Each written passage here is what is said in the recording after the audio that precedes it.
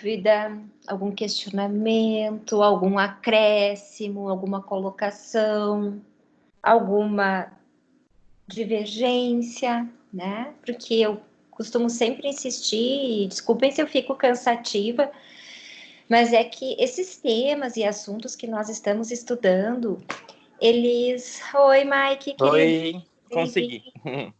Mike estava com os problemas de saúde familiar, né? Então se ausentou uns dias, mas está aí, firme e forte de volta. Ai, Seja bem-vindo, amigo do peito. obrigado. Então eu sempre costumo repetir isso, né? São assuntos que há uma divergência muito grande na doutrina, né? Nos estudos, nas leituras. E então alguma coisa pode vocês ouvirem aqui de um jeito e lerem de outro, e um autor diz uma coisa, o outro diverge um pouquinho. Mas o que importa é que a gente, cada vez mais, neste momento de transição planetária, né, que a Terra está se encaminhando para um plano de regeneração, que nós saibamos nos conhecer enquanto seres humanos, minimamente. Como nós funcionamos, o que nós somos, como nós reagimos, do que nós alimentamos esse nosso ser multidimensional, os instrumentos que nós temos à nossa disposição para conseguirmos superar situações difíceis e por aí afora. Então, nós começamos esse estudo, né, estudando nosso corpo, a ligação dos nossos corpos sutis, do nosso campo eletromagnético com o nosso corpo físico. Nós já demos uma pincelada sobre a questão dos chakras, né? Então, a gente tem uma noção que a gente não é só, né, esse ser físico de carne e osso, esse computador biológico, né, que nós vemos com os olhos físicos, que nós somos um ser muito mais complexo, muito mais dinâmico e com uma interação muito maior do que nós imaginamos e temos consciência, uns com os outros e com o universo como um todo, né? Então, agora que a gente já tem essa noção básica de que nós temos todos esses corpos sutis, que nos corpos sutis ligados aos planos mais físicos, nós temos chakras, não é? 7 chakras principais alinhados, ou que pelo menos deveriam estar alinhados, né? E que essa troca energética do universo, da energia cósmica, com o nosso corpo físico e vice-versa, se dá por meio desses corpos sutis, dos chakras, dos meridianos, dos nadis, né? Como uma verdadeira interação entre tudo que é vivo e que existe no universo. Então é importante que a gente sempre tenha em mente que nós somos uma parte muito minúscula, muito pequena desse universo grandioso. E que nós temos em nós o todo que existe no universo. Que o significado da assertiva de Jesus, de que nós fomos criados à imagem e semelhança de Deus, é porque nós temos dentro de nós Deus. Nós temos na nossa essência, naquilo que é nosso para sempre, independente do número de vidas e encarnações que a gente tenha, que nós temos Deus incrustado no nosso ser e que nos dá todas as respostas para todos os momentos e situações da vida. Então, hoje eu pensei em falar um pouco sobre o momento em que a gente começa a se ligar de novo, a se conectar e a dar início a uma nova jornada evolutiva, a um novo processo encarnatório. Aqui vocês já pararam para pensar em que momento o nosso espírito começa a se conectar e a a fazer essa integração energética com o corpo físico que ele vai animar na nossa encarnação atual? Todo mundo sabe isso? Esse foi um dos primeiros questionamentos que eu tive quando comecei a estudar o espiritismo, quando a Tânia, minha prima, me levou lá no Centro Espírita, lá na Venâncio Aires, em Santa Maria. Como é que era mesmo o nome, Tânia? Eu acho que era... Eu não me lembro. Enfim, não importa agora, né? Mas lá em 1992, quando eu perdi o meu primeiro bebê, eu sofri muito com essa perda, porque ele já estava entrando no 3º mês, e eu tinha uma dúvida muito grande, assim, de se já existia um espírito ali, naquele feto. E se existia esse espírito ali, o porquê dessas mortes tão prematuras? Porque eu sofri um aborto espontâneo, um dentre 3 que eu tive nesta encarnação.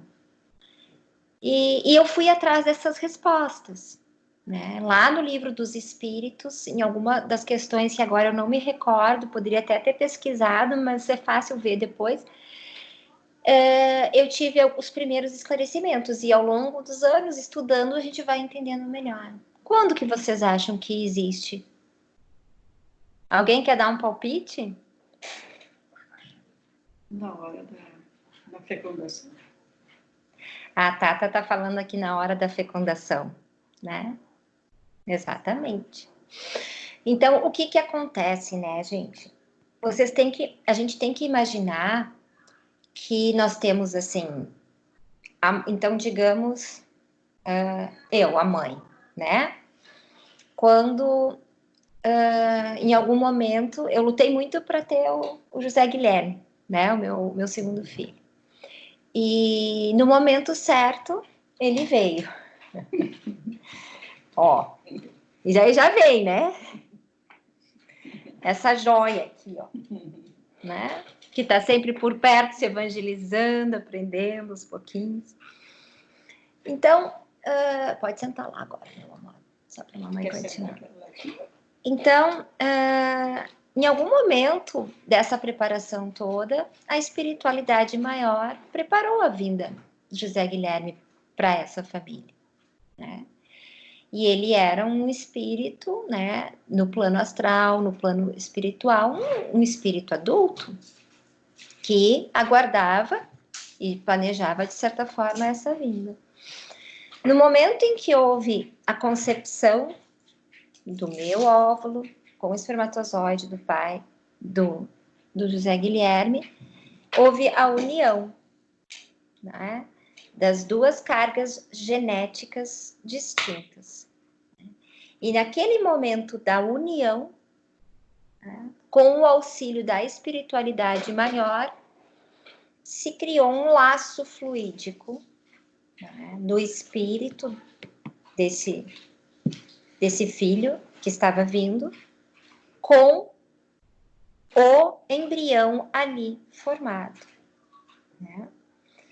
E esses 9 meses, que para o José Guilherme foram 34 semanas, ele veio antes, eles são o tempo mínimo que cada indivíduo necessita para que o seu espírito, que é adulto, possa aos poucos ir se moldando, né, aquela figura do feto. Então, no momento em que há a concepção, e a partir dela, paralelamente a esse processo de redução espiritual, digamos assim, se cria o que a doutrina chama de útero etérico. Paralelamente ao útero da mãe, se cria no plano espiritual um útero idêntico ao da mãe, etérico, feito desse éter físico, essa energia cósmica universal que faz que dá vida a tudo que é vivo. E ele se cria justamente para criar uma espécie de proteção em torno do espírito encarnante, tá? De modo que nesse momento tão difícil da vida dele, ele esteja sujeito apenas às intervenções, às sensações e às percepções da mãe dele. As interferências do campo astral da mãe dele. Então, se a mãe está tranquila, está bem, ele está tranquilo. Se a mãe está agitada, está nervosa, ele já tem um crescimento afetado, digamos assim. Aí vocês podem imaginar as inúmeras situações, né? A exemplo do que eu lidei tantos anos na minha profissão, de mães que usam drogas, que sofrem violência doméstica, que vivem num ambiente de muita agressividade, né? E o oposto também, mães que se cuidam, que têm a condição de se cuidar e viver na plenitude boas sensações. Por quê? Por mais que ele esteja protegido por esse útero etérico que é criado em seu favor, ele está sentindo, está recebendo todas as influências da sua mãe, que pode ser uma coisa boa ou uma coisa ruim, né? Quando o feto tem os seus primeiros movimentos, e a gente sabe que isso começa a acontecer ali pelo 4º, 5º mês de gestação, né? Por que acontece? A gente tá lá, né, com aquela barriga crescendo, crescendo, crescendo, mas tudo quieto ali por dentro, né? Claro, muitas mudanças no corpo da gente, mas daqui a pouco, blum, começa aquela coisinha a mexer ali dentro, né? E mexe de um lado e do outro, e é a sensação mais maravilhosa, assim, que a gente pode sentir. E que certamente muitas estão aqui prestes a sentir, se Deus quiser. Por que acontece isso do feto começar a se mexer, do bebezinho começar a se mexer lá dentro? No momento da concepção, quando há essa união, esse elo de conexão do espírito encarnante com a mãe, ele vai aos poucos perdendo a sua consciência atual. Ele vai entrando naquela fase do esquecimento das vidas passadas e de tudo mais.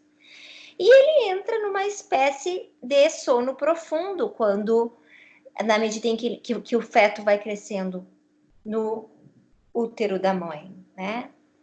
Ali pelo 4º e 5º mês, isso é muito variável, né, gente? Começam os primeiros movimentos fetais, porque o espírito tem um vigoroso surto de consciência de sua existência.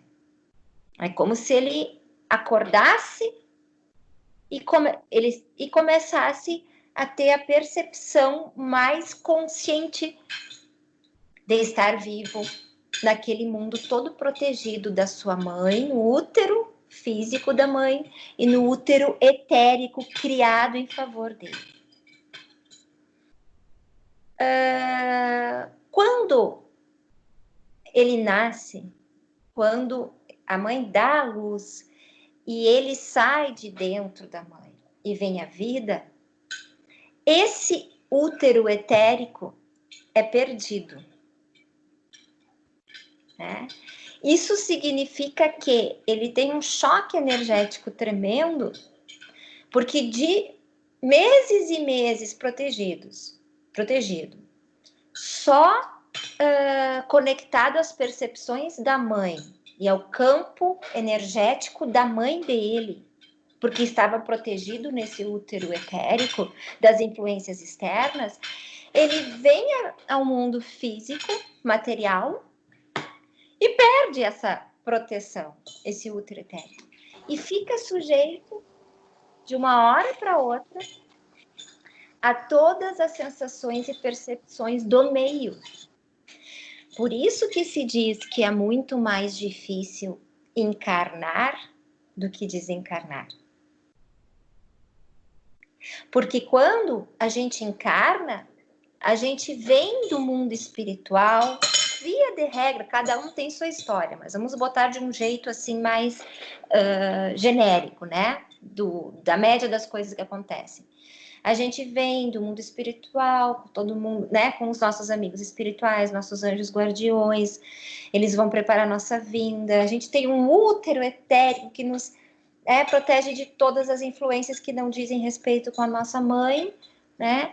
E quando a gente nasce, a gente tem esse choque energético, porque esse útero etérico se desfaz e a gente fica com a percepção das energias e dos campos eletromagnéticos de todas as pessoas que nos cercam e desse mundo físico que passamos a habitar. Diferentemente de quando desencarnamos, que nós saímos deste mundo denso, físico, cheio de coisas que a gente sabe que são pesadas, e a gente volta à pátria espiritual, né? Difícil também, mas do ponto de vista do espírito, do que nós somos verdadeiramente, bem menos difícil, digamos assim. Bom, o que acontece então? Nesses nossos primeiros meses de vida, por que o bebezinho dorme tanto, né? Já pararam para pensar? Não. Porque o bebê, a mãe tem, né? O seu corpo físico e todos os seus corpos sutis, já na fase adulta, tudo, né? Já fechado, já criado, já estabelecido. Cada camada áurica com a sua coloração específica, com a sua vibração energética específica. Nós temos todos os nossos chakras adultos, formados, conectados, não é? A gente sabe que nós temos chakras no corpo etérico, no corpo emocional, no astral, no mental, né?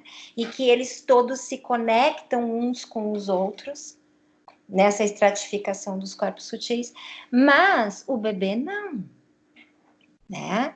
O bebê tá com tudo isso em formação, né? Então, ele dorme tanto porque aquelas horas de sono tão importantes para o bebê é onde ele alimenta o seu campo eletromagnético, é onde ele busca o consolo, a tranquilidade, aquela proteção que ele tinha no útero materno e no útero etérico, né? E aonde ele vai fazendo essa transição paulatina, vagarosa, né? De desconectar-se cada vez mais do mundo astral, espiritual e de enraizar-se nesse mundo físico. Então, como é que é? Não sei se tu consegue botar, amor. Eu queria ter planejado melhor esse nosso encontro e ter feito umas imagens, mas eu não consegui. O G vai me ajudar aqui. Então, esse bebezinho, ele tem 7 chakras, mas como é que é? Então, vocês pensem assim, nós, seres adultos, nós temos os chakras, eles são como cones, né? Assim como cones, tá? Que se projetam para fora do nosso ser, aqui no peito, que são os chakras vibrando como centros de sentimentos, os 7 chakras assim, e nós temos esse mesmo funil para trás, para fora, né? Que são os chakras na parte das costas, que são centros de energias mais ligados com as nossas vontades. O nosso chakra coronário para cima, que é a ligação com o universo, e o nosso chakra raiz básico é esse cone para baixo, nos enraizando no plano físico. O bebezinho tem o chakra coronário bem aberto e amplo. Quer que eu coloque? Bota ali para... O G vai botar... Só um pouquinho, pessoal. Um pouquinho.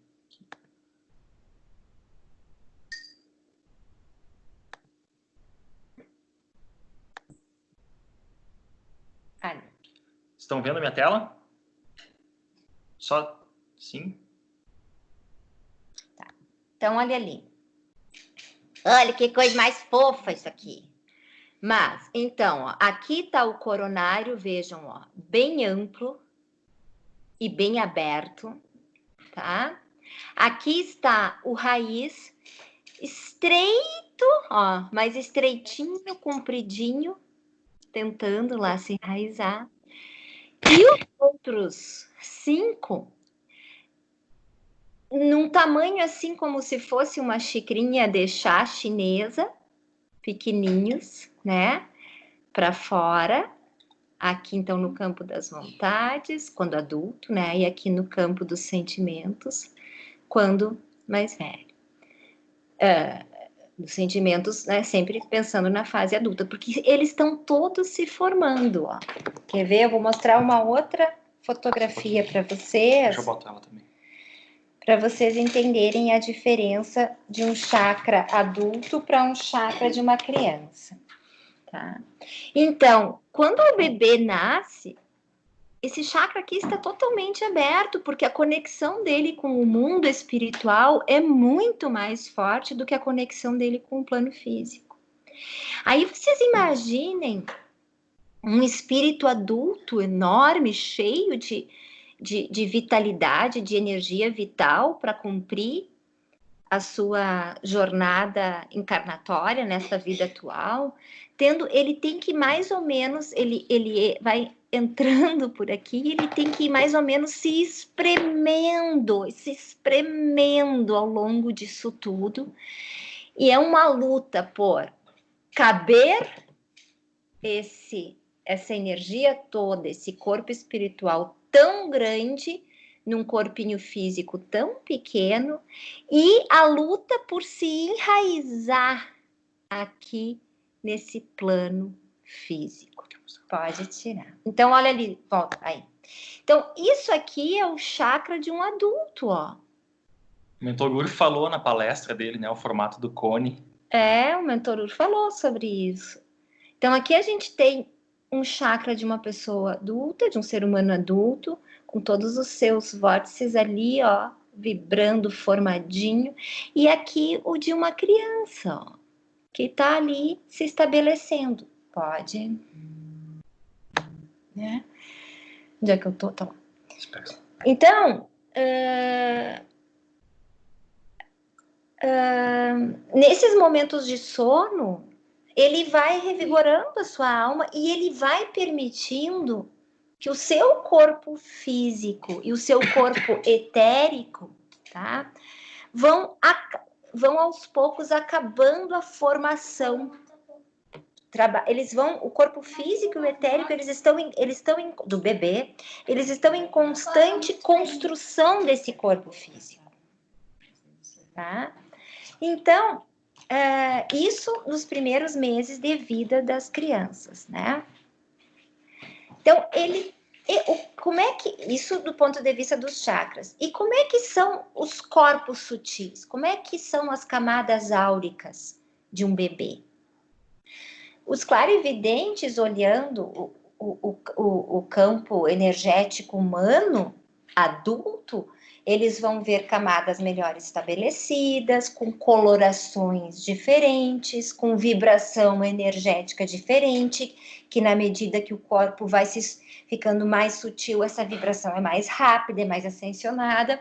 O bebezinho, ele tem um campo de energia amorfo, ele ainda não está bem estabelecido, pequeno, e uma coloração azulada, cinzentada, conforme seja. Não sei se tu teve o privilégio, eu tenho o privilégio de ver isso, né, Gil? Mas os estudos nos dizem que os médiuns clarividentes veem isso, né?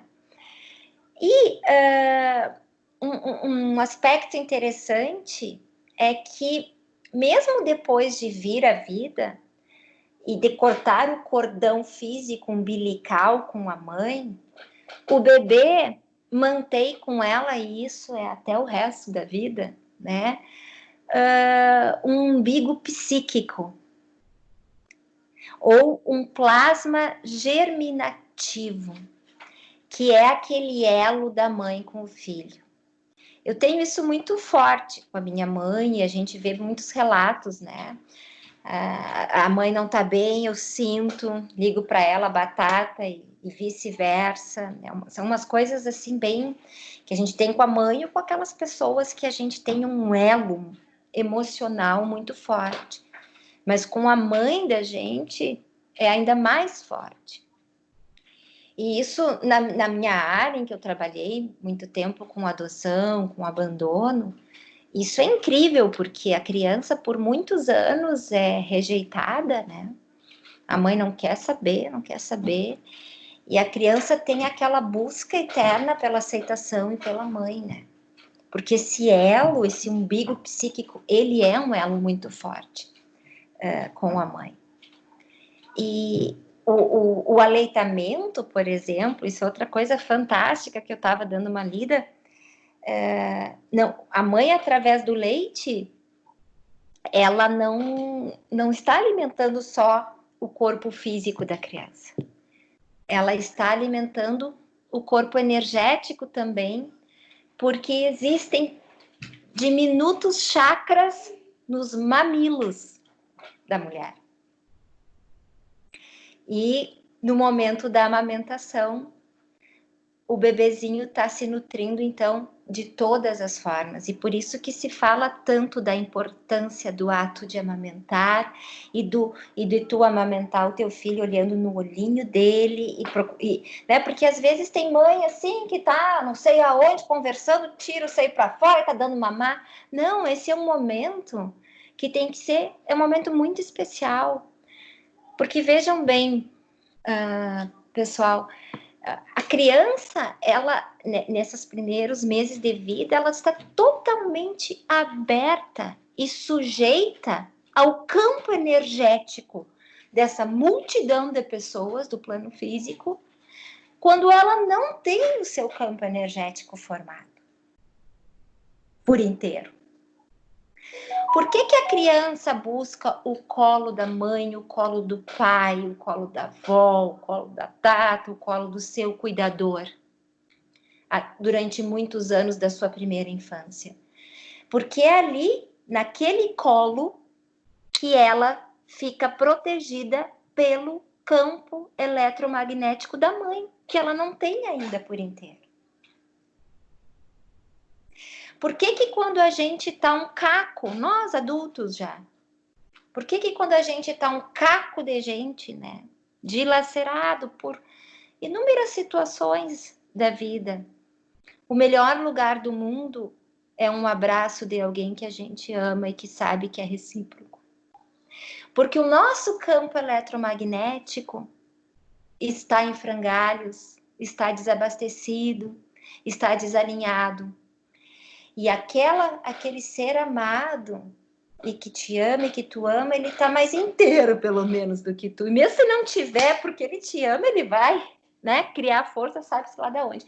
Então, tu entra naquele abraço e tu fica protegido pelo campo eletromagnético daquele ser amado.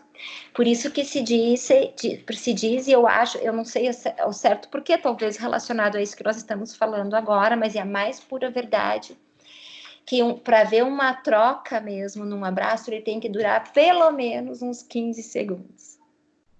Que é o tempo que o teu campo eletromagnético, né, se alimenta. E que há essa troca de energia. Ainda mais se é um abraço assim de plexo, que cola plexo solar em plexo solar. Ó, isso aqui é a melhor coisa do mundo. Ó, é isso aqui. Claro que esse aqui já tá grande, né? Já tá quase com 7 anos. Mas isso daqui é o que acalma, é o que protege. E agora Deus, seu safado, vai brincar, né? E é o que faz a troca energética entre tudo que é vivo no mundo. Quando a criança atinge mais ou menos, tudo isso é relativo, tá, gente? Os seus 7 anos de idade, ela já está com o seu campo eletromagnético, com seus corpos sutis, com as suas camadas áuricas e com os seus chakras minimamente formados, estabelecidos e equilibrados. Minimamente, né? Porque isso ainda se estende ao longo de todo o seu crescimento, da infância, da adolescência, da fase adulta, depois a fase madura, até chegar na morte de novo, tá? Mas a partir dos 7 anos de idade, mais ou menos, os chakras do ser humano, eles criam, eles recebem, criam, né? E isso tudo é de uma forma planejada, tá? Uma espécie de uma tela protetora em cada um dos chakras. E essa tela protetora, ela é o que filtra minimamente as energias e as percepções do mundo externo. Então, quando o bebezinho nasce, ele está totalmente vulnerável, aberto, com um campo energético amorfo, com chakras minúsculos em desenvolvimento. Ele vai crescendo, ele vai desenvolvendo, ele vai se nutrindo, ele vai recebendo a ajuda daqueles que lhe amam em momentos que ele necessita proteção, até que ali pelos 7 anos se forma essa tela que envolve cada um dos chakras e ele começa a ter uma proteção e uma autoconfiança maior, né? Eu me lembro que quando eu tinha só o João Pedro, e ele foi uma criança bem diferente do José Guilherme, ele era agitadíssimo, né? E eu, numa consulta lá com o mentor Kilmar, perguntei, e ele me disse assim, minha filha, pensei, né? A pessoa tem que, será que tem um problema, é hiperativo, sei lá o que é? Acordava de 2 em 2 horas para mamar, eu não aguentava mais aquilo. E daí o mentor querido me disse assim, minha filha, imagina uma cidade bem grande agora. E daí eu disse, tá, Porto Alegre. Agora imagina uma cidade bem pequena. Eu estava em agudo, né? Ah, agudo. Então, é como se você quisesse botar Porto Alegre dentro de agudo. Não cabe, né? Então, nos primeiros anos de vida da criança, é muita energia entrando por aquele chakra coronário aberto, enorme, se espremendo ali, né? E lutando, tentando se enraizar lá no chakra raiz, se enraizar nesse plano que é físico, que nos aprisiona, que nos testa, que nos prova, que nos obriga a crescer e a cortar esse cordão umbilical. O primeiro corte já tem no nascimento, quando a gente perde o útero etérico. O segundo corte, tem uns que até hoje não fizeram. Tem uns de nós aqui que até hoje não cortaram o cordão umbilical, né? Mas aos 7 anos a gente cria essa capa protetora em cada um dos chakras. Então, o mentor dizia, espera, vai passar, vai se acalmar, né? Então, vocês pensem assim, lá nos primeiros anos de vida da criança, até ele conseguir se individualizar minimamente da mãe, ele projeta o ser dele em fantasias, em objetos, em brincadeiras. E aquele objeto, por exemplo, que é muito importante para ele, é um ursinho de pelúcia, é um brinquedinho, é um carrinho, ele começa a fazer parte da estrutura dele, ele é uma parte dele, ali projetada naquele brinquedo. Por isso que ele tem uma dificuldade muito grande de dividir esse brinquedo. Porque é uma parte dele que está ali, que está sendo dividida, e ele não está individualizado ainda. Então, nós mães e pais, nós não podemos forçar as crianças a dividir se não está na hora certa. A gente tem que ensinar aos poucos, né, que tem o seu brinquedo predileto, que cada um tem o seu, que vai um pouquinho e volta, que não sai de ti.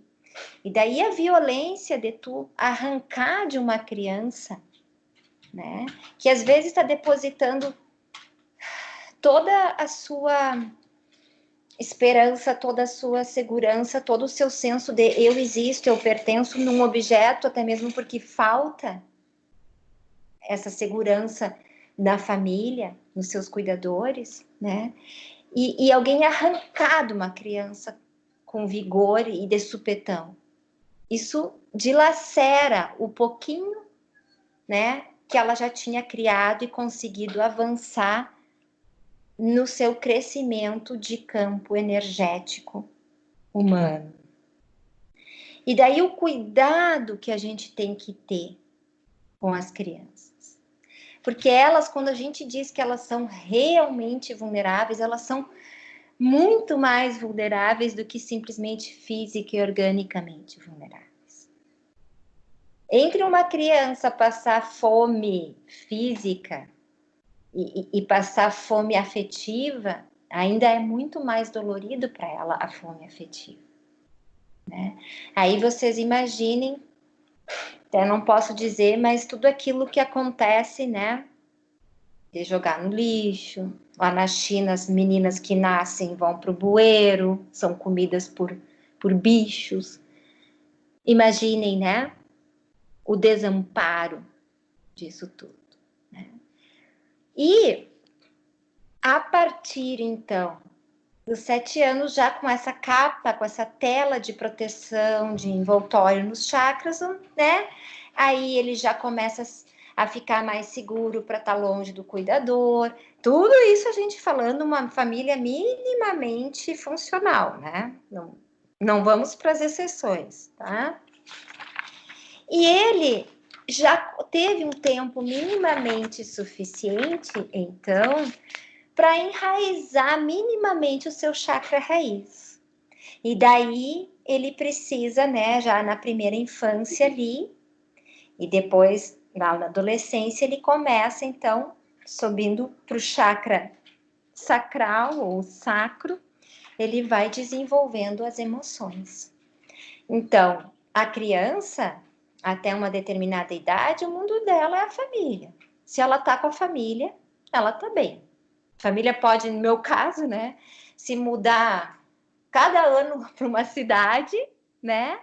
Tu tá com teu pai e com a tua mãe, tu tá bem. Quando tu entra na adolescência, começa a bagunçar um pouquinho. Porque daí na adolescência, o indivíduo, ele já... O mundo dele, na fase da infância, da primeira infância, é eu, papai e mamãe. Eu existo porque eu tô nessa formatação.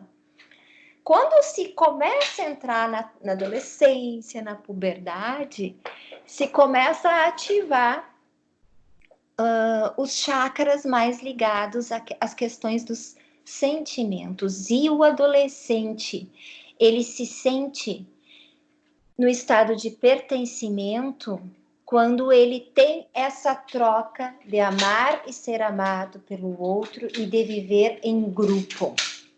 É o senso de pertencimento grupal. Por isso que para os adolescentes e para os jovens, bem mais jovens que eu, por exemplo, mas os jovens e adolescentes, né, esse momento de pandemia e de isolamento é tão difícil, muito mais difícil do que para nós. Porque para eles terem a sensação de pertencimento, eles têm que estar no bando, eles têm que estar no grupo, eles têm que estar tendo essa troca de grupo, de bando, ou de pelo menos o meu melhor amigo, a minha melhor amiga, o meu namorado, a minha namorada. E muitos estão privados disso. Porque eles já superaram aquela fase de que existir é eu, papai e mamãe. Eles estão naquele outro patamar. O tempo, a noção de tempo é diferente. Passa numa frequência diferente que para nós. Tudo é diferente. E ele, o adolescente, ele está fazendo essa comparação com os chakras, ele está no meio do caminho. Ele não está simplesmente sintonizado com os nossos 3 chakras inferiores, o básico da raiz, né? O sacro e o plexo solar, mas também não está minimamente em sintonia com os chakras superiores, que pressupõem uma maturidade, experiência e caminhada maior. Ele está ali na ponte. Então, ele não sabe ele não é mais criança, mas ele também não consegue ser adulto. E por isso que é fora toda a questão da explosão hormonal. Então, na fase da infância, a gente tem que ter paciência, amor, proteção, acolhimento, persistência na educação. E na fase da adolescência, a gente tem que ter tudo isso em dobro. Né? E, acima de tudo, muita paciência. É que nem disse o mentor Kilmack para mim na última consulta, porque, né, o meu calo hoje é o João, querido, que está com 15 anos, eu já não sei mais o que fazer, né? Ele disse, minha filha, para, respira, toma uma água, dá uma volta, retorna. E o sobrenome dele, né? Como é que é? Água mole, Água mole em pedra dura, tanto bate até que fura. Isso. Né? Assim como tem que ser, né? Com muitos adultos das nossas relações que são eternos adolescentes. Ou talvez nós com nós mesmos, né? Eu, como uma boa canceriana com um ascendente em câncer, sentimental, dramática, sofredora, às vezes nem eu me aguento, né? Eu tenho que ter paciência comigo mesma também. E persistência, que um dia eu chego lá. Só que a gente não consegue ter paciência e persistência com o nosso próximo se a gente não exerce isso com a gente.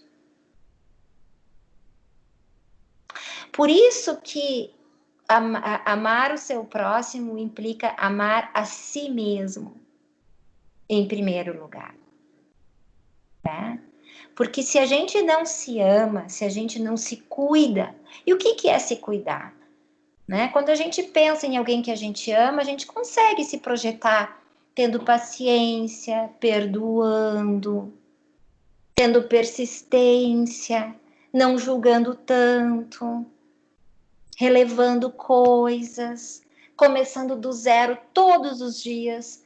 Cada um pensa em alguém que ama muito nesse momento. A gente consegue ou não consegue fazer isso? Com aquele que a gente ama muito. Um filho, um irmão, um parente, um amigo, né? Por que a gente não faz isso com a gente? Por que a gente não se tem paciência com a gente? Por que a gente quer tudo para amanhã? Porque a gente não tem essa mesma paciência, essa mesma persistência, esse mesmo cuidado. Porque a criança, ela não tem a linguagem cognitiva totalmente desenvolvida. Ela percebe o que está no ar. Olha o chakra coronário dela, como é que é. Ela percebe o que está no ar. Por isso que não adianta querer disfarçar que está tudo bem. Se não está tudo bem, ela vai perceber. E assim é as pessoas que têm a sua mediunidade ou os seus chakras bem alinhados e em sintonia, né? As pessoas que conseguem isso, o campo eletromagnético delas chega antes. Então, a gente chega num lugar e já percebe se a energia tá boa ou não. A gente se aproxima de alguém e começa a falar e já percebe como é que tá a coisa. O que diziam do magnetismo de Jesus Cristo, nosso mestre, né? Ele reunia-se em conversa com seus discípulos e seus seguidores no alto de um monte, ou onde quer que fosse, e tinha pessoas a quilômetros de distância dele, que não ouviam uma palavra do que ele dizia. Mas o campo eletromagnético de Jesus era algo tão imenso, tão grandioso, que o fato de tu estar a muitos quilômetros de distância dele, só sentindo o campo eletromagnético dele, já curava, já fazia efeito, já fazia as pessoas chorarem, se emocionarem e se nutrir. Né? Então, pessoal, o que eu queria dizer, né, trazer para nós pensarmos hoje, né, mais uma vez, é a importância de nós nos enxergarmos e de nós nos entendermos como um campo eletromagnético, como um campo de energia humana. Porque vejam bem, existe no universo, né, no mundo todo, em todos os espaços aparentemente invisíveis, né, ao nosso redor, um campo de energia universal que está ali ao nosso dispor, vivo, bombando sempre. E existe, e o nosso campo de energia humana nada mais é do que uma parte deste campo de energia universal. Então, instrumentos ao nosso dispor para equilibrarmos os nossos chakras. A Cher perguntou aquele dia, o mentor Ur me deu um tapa de luva na última palestra, né? Porque eu vim aqui, fiz uma palestra dizer... Não, querido, não estou dizendo assim, mas ele foi muito mais simples e mais eficaz. Que a gente tem que meditar, e meditação ativa e meditação passiva, e mantras, e isso e aquilo. O que o mentor disse? Fizeram uma pergunta lá, como é que a gente se equilibra, isso aqui? Abre teus braços, ele falou, e respira assim, ó. Pronto. Acabou com a minha aula de segunda-feira, né? E diz, não Deus, dá. Eu sou filho de E Deus. diz assim, ó, eu sou filho de Deus. Acabou. Receita mais simples, eficaz e básica do... Acabou com a minha aula de segunda, né? Mas é a gente simplificar. Claro que meditação, claro que yoga, acupuntura, tudo faz parte, mas é muito mais simples. Porque se existe um campo de energia universal que é perfeito, que funciona com perfeição, com equilíbrio, e se nós temos um campo de energia humana, basta nós nos vermos como uma pequena parte desse todo e conectarmos com esse todo. Se a gente vai conectar respirando profundamente, se a gente vai conectar meditando, abraçando uma árvore, tomando um passe, amando, se cuidando, elevando o pensamento, há muitos caminhos para chegar, né? E quando somos crianças, nossos pais, eles resolvem todos os nossos problemas, né? Ou pelo menos assim a gente pensa, né? Estamos protegidos, né? Depois que nos tornamos adultos, ficamos nós absorvendo todos os problemas e tentando resolver todos os problemas do mundo e os nossos, né? E com muitas preocupações, né? E sem pensar assim que tem alguém também, né?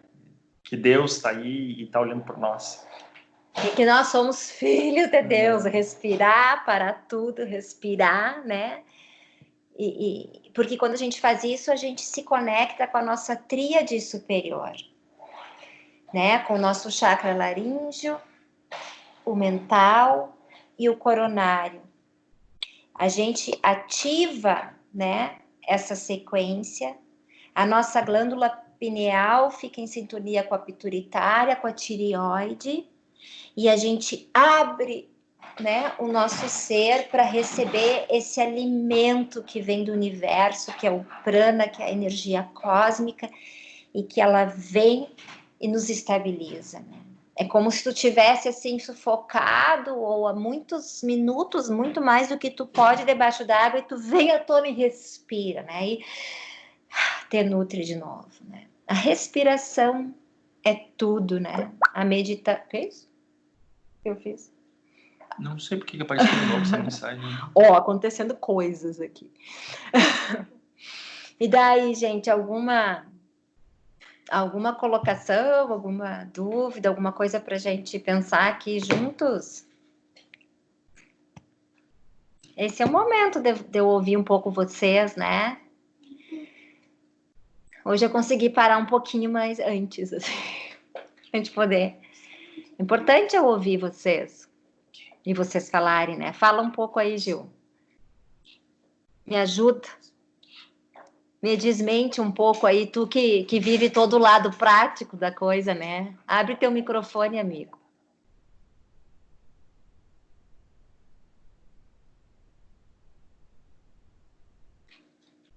Mas está perfeito, Clara.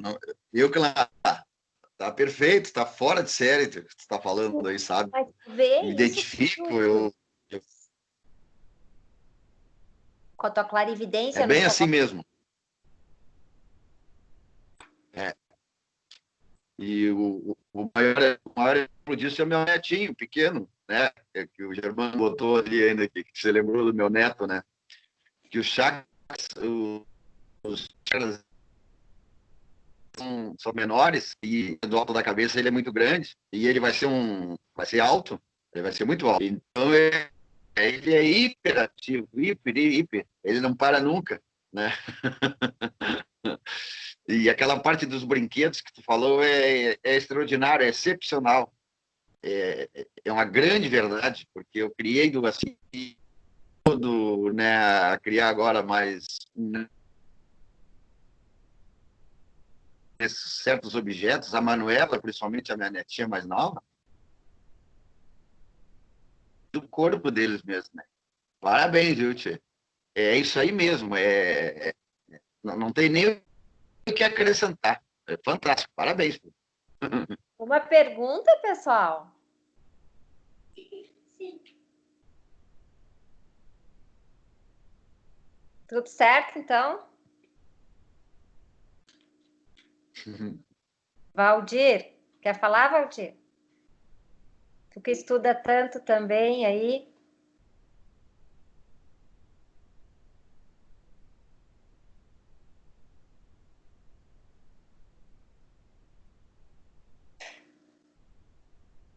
Não está conseguindo. Não estamos te ouvindo ainda, Valdir. É que Agora sim, pode falar. Acho que agora abriu.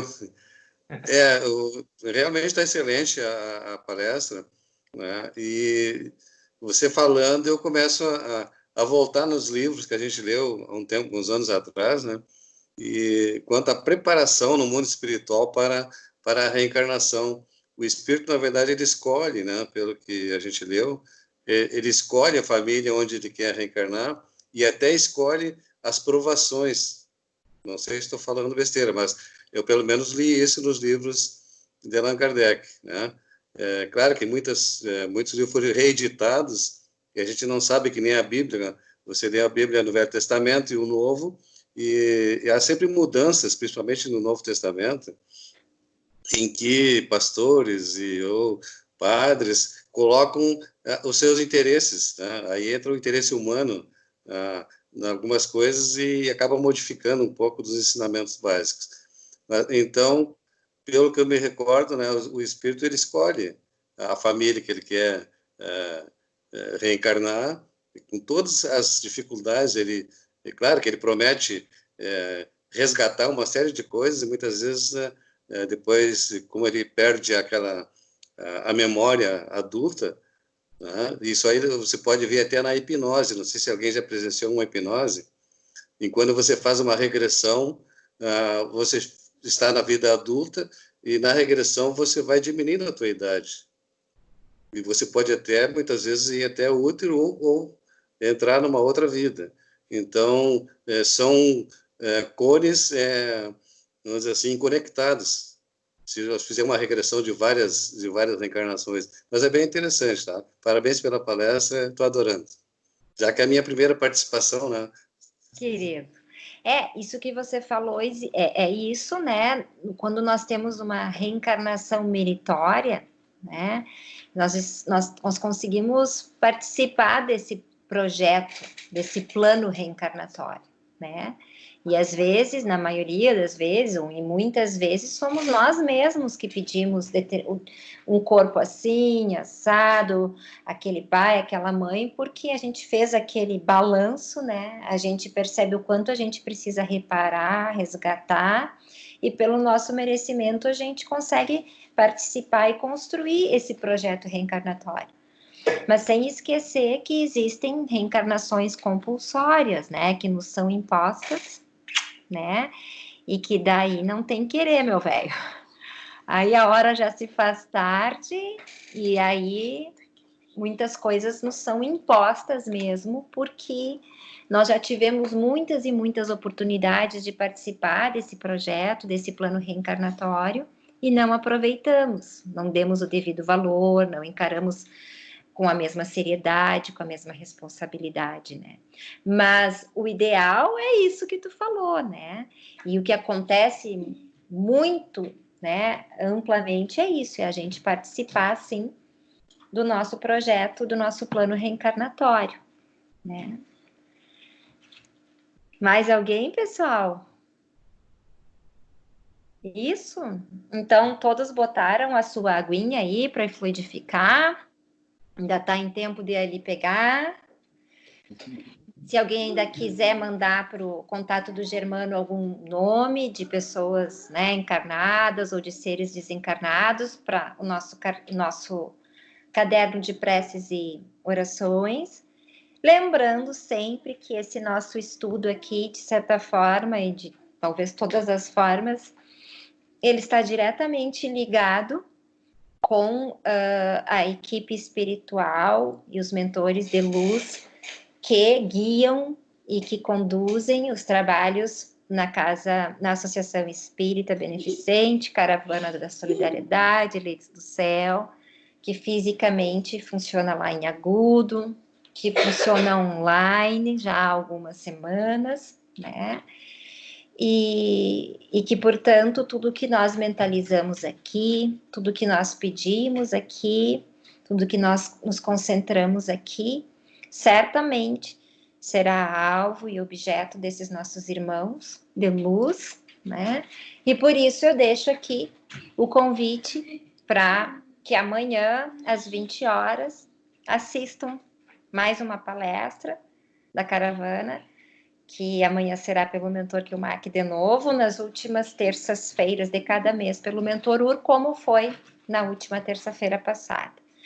Então, é um colo da espiritualidade maior que a gente recebe, assim como hoje e amanhã nós também recebemos o passe espiritual, nós somos assistidos ao longo da madrugada por essa equipe imensa de trabalhadores e nós somos também utilizados por eles em prol do nosso próximo e da caridade maior, tá bem? Então, agora vamos fazer o nosso encerramento. Pode deixar.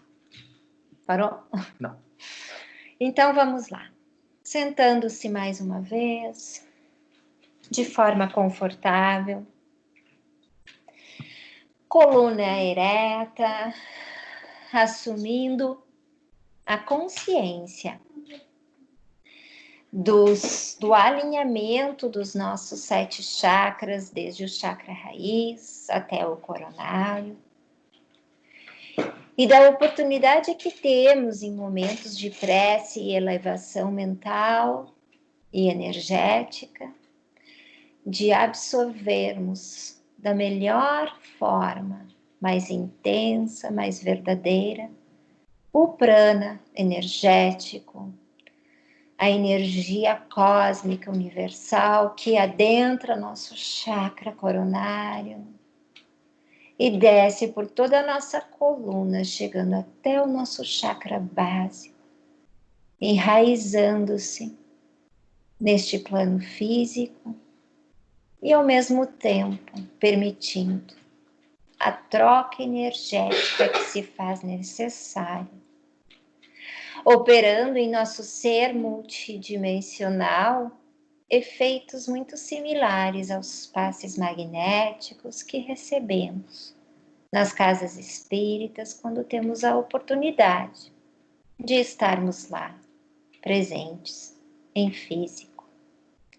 Mas não nos esquecendo de que o mundo espiritual está entre nós, ao nosso redor, nas nossas interconexões eletromagnéticas o tempo todo. E que por isso, quando abrimos o nosso chakra coronário para essa transmutação energética, somos abençoados pelo Pai. Por isso, irmãos, que possamos agora, neste momento, sentindo a presença espiritual dos nossos anjos guardiões, dos mentores de luz da casa que nos assiste, Caravana da Solidariedade, que possamos imaginar os nossos lares, os lares daqueles que nos são caros e que também necessitam. E que possamos nos abrir para a transmutação energética que em cada um destes recantos se faz necessária. Com a retirada dos miasmas, das energias negativas, de tudo aquilo que nos pesa, que não nos pertence, mas que afeta. Com nossas próprias atitudes. E que aos poucos sejamos abençoados com fluidos de paz, de amor, de equilíbrio, perdão, reconciliação, união, perseverança e fé. E que o amor, seja a cor, seja o tom, seja o sentir, de toda a nossa existência. Tendo criado esta energia tão brilhante, tão pura e tão poderosa ao nosso redor, projetamo-as em verdadeira egrégora espiritual para todos os pontos de luz e de escuridão do planeta Terra, fortalecendo os grupos de orações, de estudos, de boas atitudes e dissipando o medo e todos os sentimentos negativos nas regiões mais trevosas. Que esta energia se some ao campo energético universal operando em prol do planeta Terra e da humanidade como um todo. Agradecendo a Deus, a Jesus e aos amigos da espiritualidade maior, oramos todos juntos, assim. Pai nosso, que estais no céu, santificado seja o vosso nome. Venha a nós o vosso reino. Seja feita a vossa vontade, assim na terra como no céu. O pão nosso de cada dia nos dai hoje. Perdoai as nossas ofensas, assim como nós perdoamos a quem nos tem ofendido. E não nos deixeis cair em tentação, mas livrai-nos do mal. Pois teu é o reino, o poder e a glória para sempre. Que assim seja, e graças a Deus.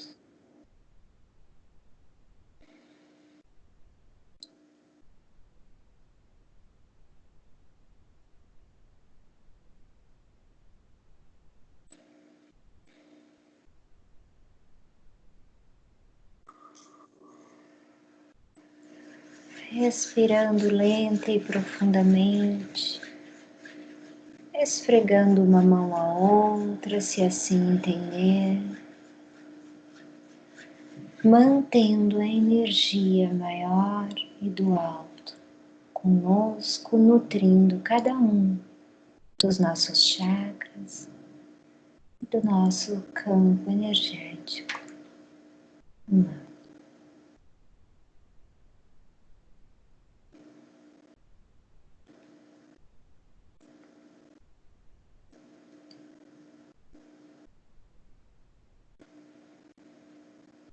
Nossa, que forte que foi hoje. Sentiram?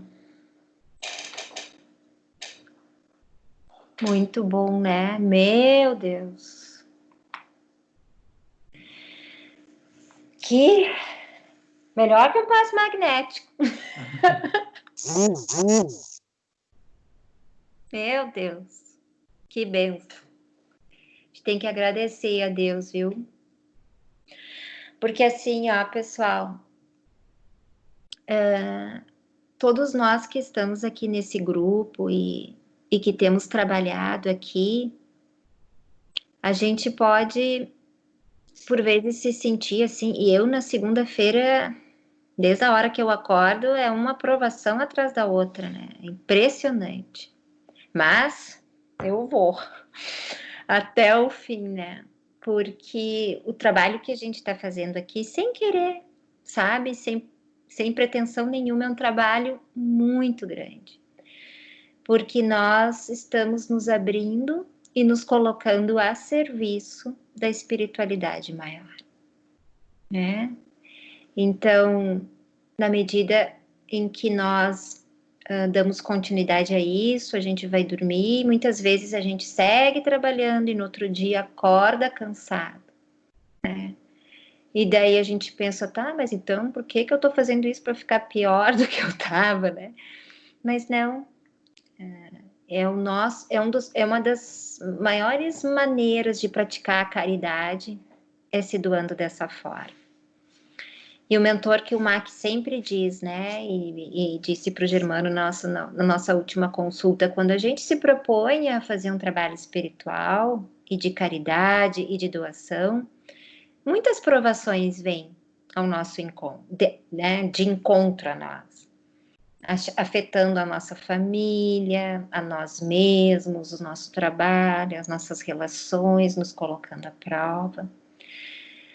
Mas ao final de cada ano de trabalho, se a gente botar, isso o mentor que o Mac dizendo para nós, né? Se a gente botar numa mão todas as coisas ruins que enfrentamos em prol de desenvolver esse trabalho de caridade, e noutra todas as coisas boas e as bênçãos que recebemos, a balança vai estar assim. Porque a gente vai ter muito mais a agradecer do que a se queixar. E o trabalho espiritual, a doação do nosso ectoplasma, da nossa vibração energética aos espíritos ascensionados de luz, para o encaminhamento, para cirurgias astrais e para todo o trabalho em prol de irmãos que estão em condições bem piores, muitas vezes, que a nossa, funciona como um catalisador das nossas expiações. Aquilo que talvez a gente fosse espiar em anos numa vida, ou até em várias vidas, num trabalho caritativo como esse que nós estamos propostos a fazer, por o simples fato de estarmos unidos em prece e oração e de fazermos essa mentalização em prol da humanidade, encaminha e ajuda a encaminhar tantas e tantas e tantas almas que se presta como catalisador das nossas expiações, né? A gente passa por sofrimentos e provações e restrições aqui e agora, mas pontos e pontos a gente está acumulando, né? Quando dá volta à pátria espiritual. Por isso, eu me despeço de todos com muito amor no meu coração, pedindo que todos se alimentem suavemente, não agridam demais o sistema digestivo, né? Tomem bastante água, mantenham os pensamentos elevados, leiam ou assistam coisas que mantenham essa calma, vão dormir, porque hoje o bicho vai pegar na madruga. Aí amanhã a gente escuta o mentor Kilmark, recebe o colinho dele, recebe outro passe magnético e tá tudo bem de novo até a próxima segunda.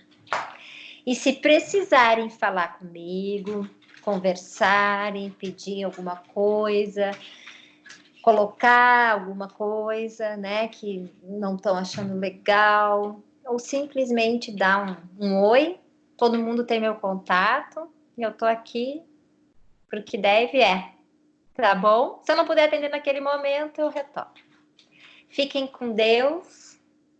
Namastê para todos. Namastê.